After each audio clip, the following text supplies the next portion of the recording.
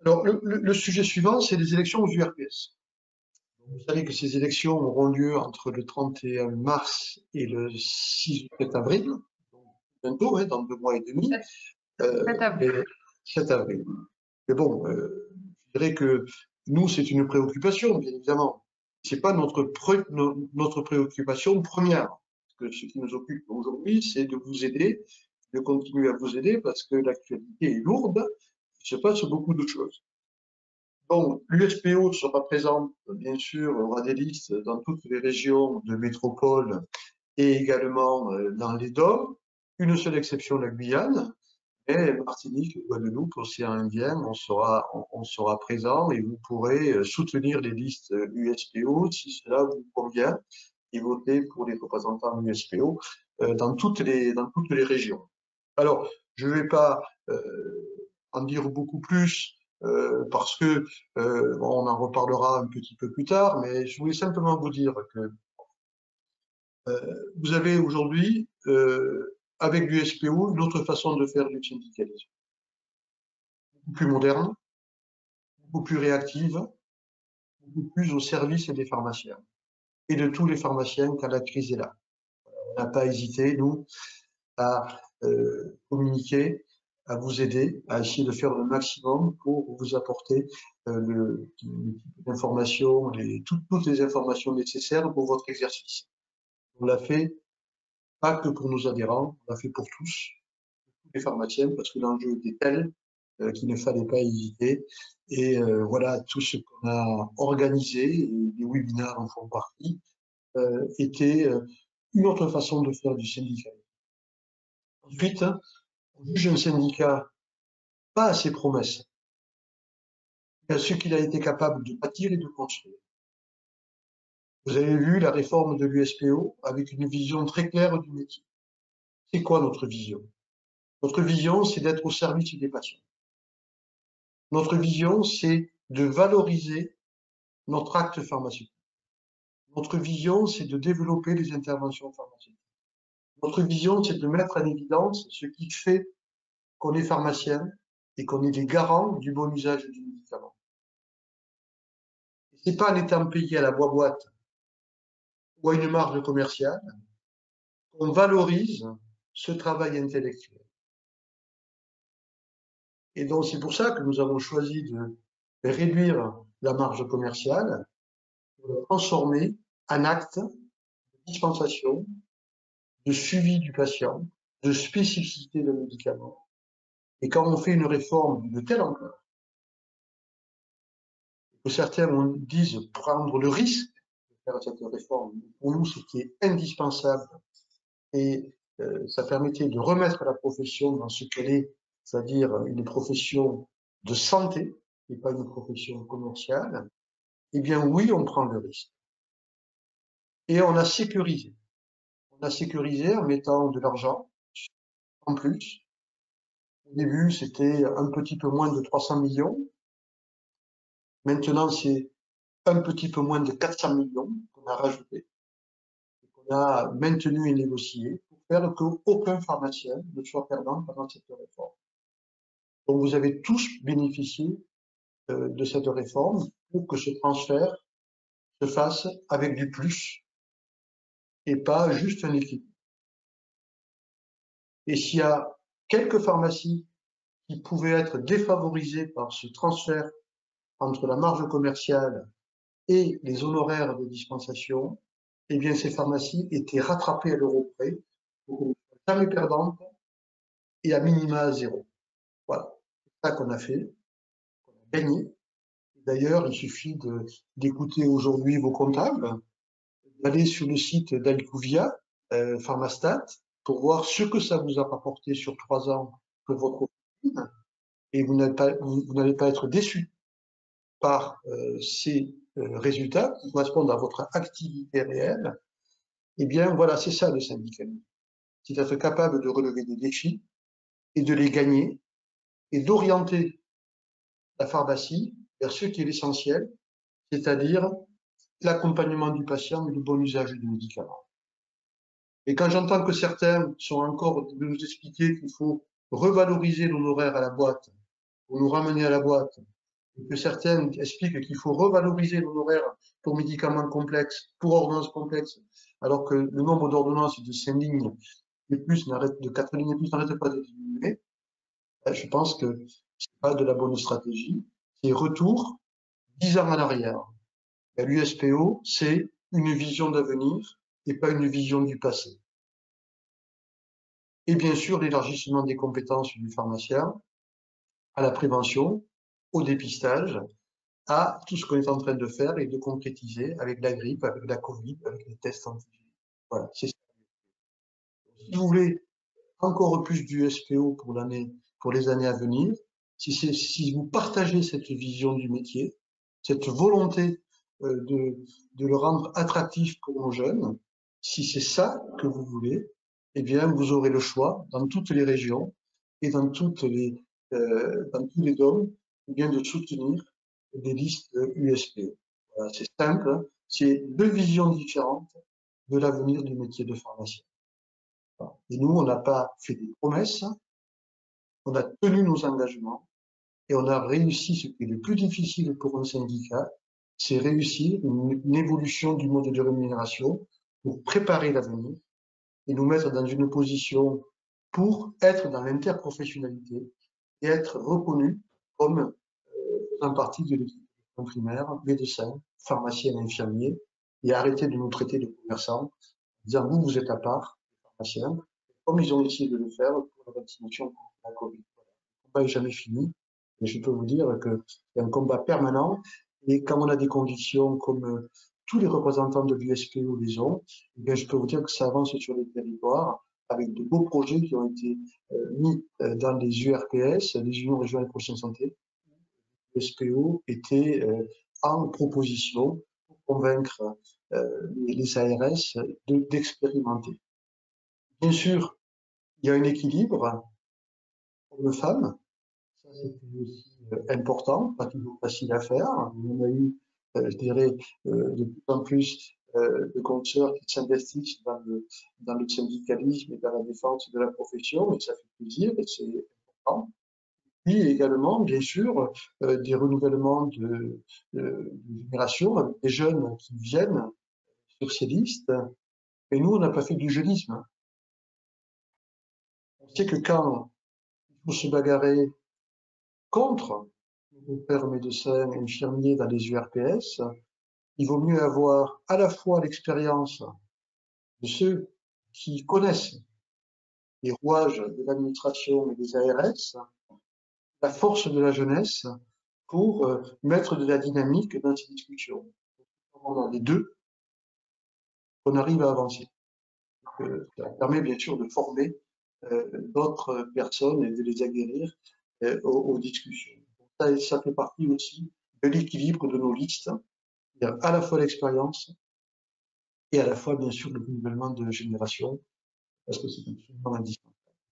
Donc voilà, je dirais, on rentrera après plus dans les programmes, dans vos aspirations, dans ce que vous souhaitez, comme nous l'avions fait quand nous avons fait la réforme de l'avenant numéro 11, hein, en 2000. Nous, on avait consulté tout le monde. Hein. Vous avez posé des questions, mais vous aviez dit à 90%, je me rappelle de ce sondage, qui, et merci, il avait convaincu Nicolas Revel et les pouvoirs publics.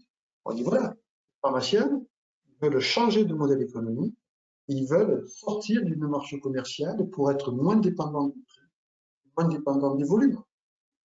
C'est vous qui nous l'aviez dit.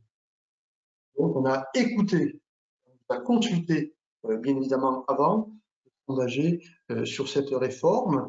Et ensuite, on a travaillé avec tous vos responsables de groupement, avec les représentants des étudiants du Conseil de l'ordre, en temps réel, expliquer où on en était sur les évolutions, et on était très encouragés par l'ensemble des acteurs qui sont en responsabilité dans le secteur pharmaceutique. Et on a trouvé cette façon de travailler est très encourageante et très intéressante. Parce que, bien évidemment, on est là qu'à votre service et les consultations pour tenir une politique font partie de l'ADN de l'USPO. Donc nous, on n'a pas de problème avec ça. et on fait jamais de promesses qu'on ne peut pas tenir. Jamais. Est-ce qu'il y a des questions, Bénédicte, sur les URPS?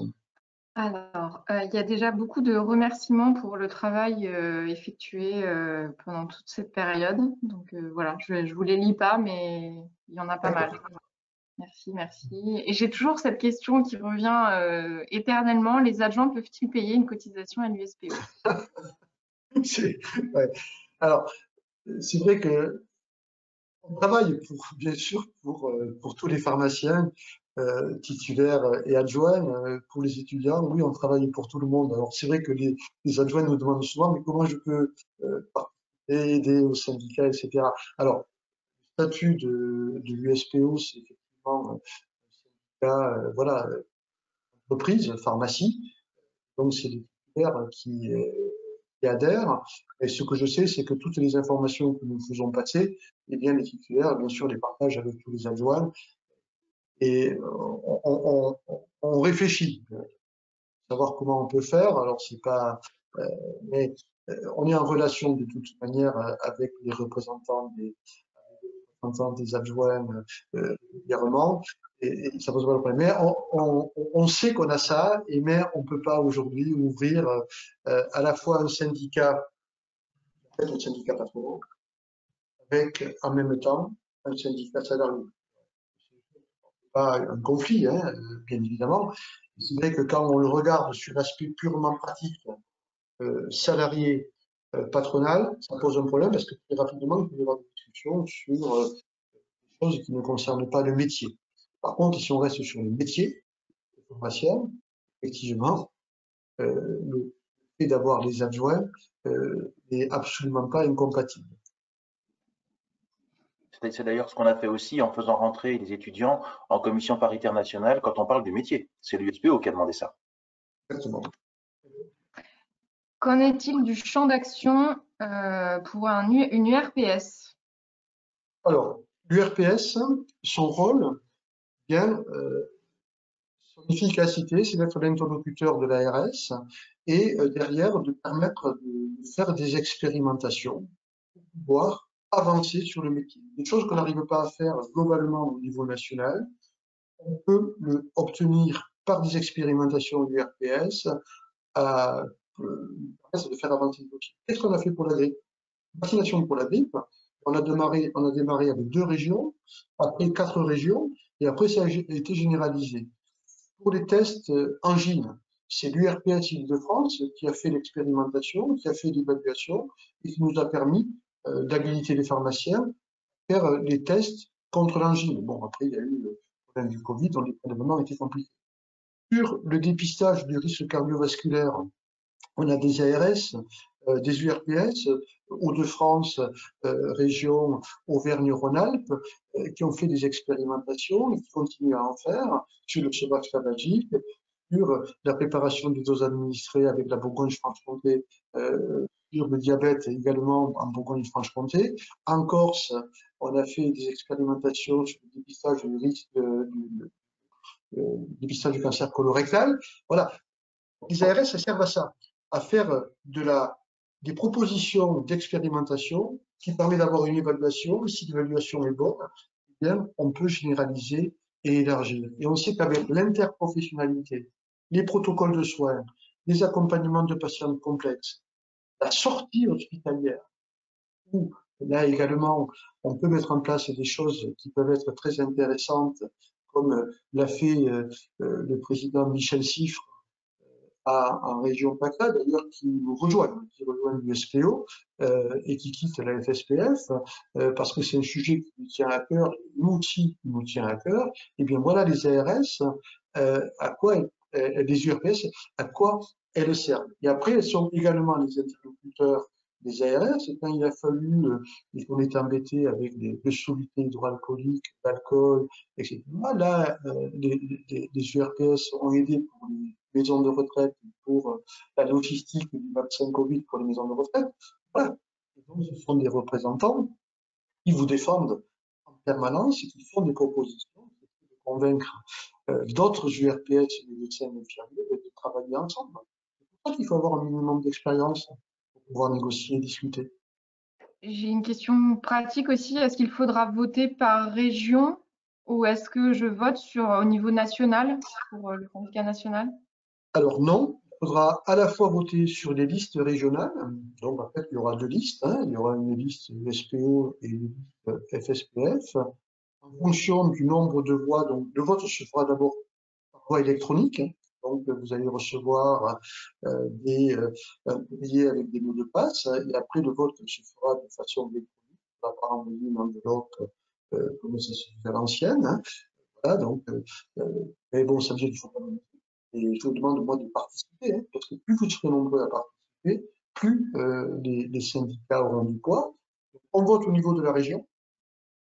Ça permet de caler toute la représentativité régionale au niveau des commissions paritaires régionales et également au niveau des départements, puisque le résultat sera décliné par département pour désigner les représentants en commission paritaire locale, le poids de chaque syndicat dans chaque département, pour défendre et vous représenter dans ces commissions avec l'assurance maladie. Et le cumul de tous ces résultats fera la représentation nationale. Donc, voilà, qui aura la majorité et qui sera le second syndicat, sachant que certainement les deux syndicats, comme on l'a vu actuellement, pourront être actifs de la vie syndicale. Donc voilà comment ça va se passer. Et ça permet de désigner également le nombre de postes en commission paritaire nationale, et qui est d'ailleurs présidé par Pierre-Olivier Variot, qui préside la commission paritaire nationale de l'assurance maladie. Comment connaît-on les pharmaciens candidats aux URPS par région? Alors, nous sommes en train de déposer officiellement les listes, là, puisque on avait jusqu'au 17 janvier, 20 janvier pour déposer les listes. Ça y est, elles sont calées. Voilà, demain, on va retrouver Paris et déposer ces listes. Donc après, elles seront disponibles sur le site de l'USPO avec le nom de tous les candidats et leurs photos. Et ensuite, bien, ils vous diront, à travers les documents qu'ils mettront à votre disposition, ce qu'ils comptent faire en région, pourquoi ils se sont engagés dans cette élection pour vous représenter au niveau régional, et puis également la politique nationale, ce que l'on veut faire demain. Ben vous savez, c'est pas un secret, hein. Quand on réussit une réforme, bien, il faut l'accélérer et l'amplifier, garder ce qui a marché et ne pas se poser de questions. C'est assez compliqué comme ça. Donc, un coup d'accélérateur par rapport à l'amendement numéro Passer au test. J'ai eu pas mal de questions sur les petites pharmacies et parce que c'est des questions qui sont arrivées après et sur le rôle du syndicat pour les petites pharmacies. Comment est-ce qu'on les aide? Est-ce qu'on pense à elles? Des fois, elles travaillent seules et elles ont l'impression d'être un peu abandonnées. Et voilà, si vous pouviez donner Ouais, votre avis là-dessus, bien c'est sûr. important. D'abord, l'USPO défend toutes les pharmacies, hein. Nous, on n'a pas fait de catégorie de pharmacie. Et vous savez à quel point on est attaché au maillage territorial.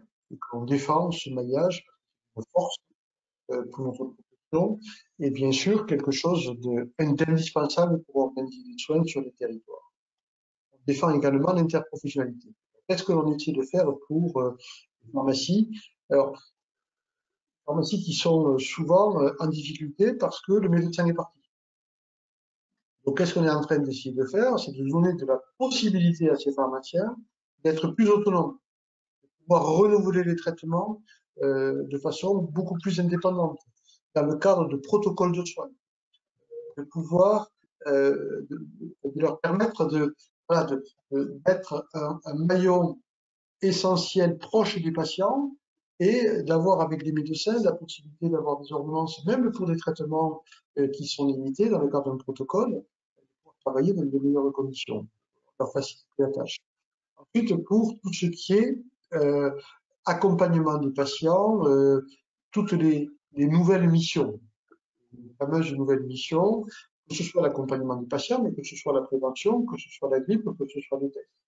Euh, Alors, c'est d'essayer d'organiser ça le plus possible à l'intérieur de la pharmacie et de le faire sur rendez-vous, ce qui permet quand on a des périodes où il y a beaucoup de monde, des heures de la journée où il y a beaucoup de monde, ou des jours qui sont un petit peu plus creux, de pouvoir faire le travail des prises de rendez-vous à ce moment-là, et au moment aussi où on a l'équipe qui est la plus complète pour pouvoir aussi en faire participer à ces nouvelles missions et à ces actes de prévention et de dépistage. Puis, dans les stratégies, c'est également d'aider au changement. C'est comment je gagne du temps dans mon entreprise. Comment j'arrive à éliminer des tâches administratives qui me font perdre du temps pour aller les consacrer à des tâches qui sont intéressantes et rémunératrices. Et là, il y a un truc, hein, je le dis souvent et j'assume ce que je dis. Vous avez un concentrateur de tiers payants qui s'appelle AGETIP, géré par des pharmaciens et qui vous fait gagner dans les tiers payants un temps fou. C'est-à-dire que derrière, vous avez non seulement avec l'AGETIP une avance sur les trésoreries, qui vous permet d'être payé quand vous, et ne plus faire de rapprochement bancaire. Alors que le rapprochement bancaire aujourd'hui est une charge de travail très très importante. Donc, et si vous voulez pas avoir l'avance aux trésoreries, vous pouvez utiliser Osfarm, qui est un autre concentrateur, qui lui fait un tiers payant avec un coût moindre et plus adapté que les concentrateurs historiques, hein, ou le concentrateur historique, hein, qui cher par rapport au service qu'il apporte, hein, qui est un minima. Donc voilà, n'hésitez pas à regarder dans votre entreprise comment vous décharger d'un temps de travail. Et pour nous, il n'y a pas de petites, il n'y a pas de grandes pharmacies, il y a des pharmacies. Et l'USPO est au service de tous les pharmaciens, bien évidemment. Et justement, quand on s'est bagarré sur la loi, contre la loi ASAP, des gens qui expliquaient justement que c'était formidable, qu'ils allaient faire du click and collect pour permettre aux petites pharmacies de pouvoir vendre sur Internet, ça, je trouvais cet argument détestable, parce que l'on savait très bien que c'était un faux argument et qu'on allait favoriser justement les très très grosses pharmacies qui faisaient déjà de l'Internet en libéralisant le commerce électronique sur le médicament. Et ceux qui ont utilisé cet argument avec un concentrateur que vous connaissez bien, Réseau Pharma, avec derrière transformer un syndicat en groupement d'achat, alors que c'est pas le rôle d'un syndicat, et en disant que c'était pour rendre service aux petites pharmacies, eh bien ça c'était quelque chose qui allait condamner les petites pharmacies parce que ça allait creuser les écarts entre les pharmacies qui allaient pouvoir s'organiser et celles qui allaient juste payer des frais pour faire des click and collect et ne pas avoir de la rentabilité. Voilà. Donc l'USPO, vous inquiétez pas, une bagarre sur le maillage territorial et on défend l'ensemble des pharmacies. On a fait une proposition qui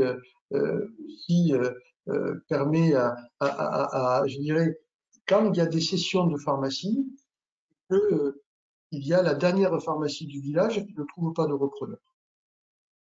Donc c'est important que le pharmacien, eh bien, il décide de céder son entreprise et il n'arrive pas à trouver de repreneur. Et bien de permettre à un pharmacien qui est dans le village d'à côté de reprendre cette dernière pharmacie, de s'engager avec l'ARS à un service à assurer dans ce village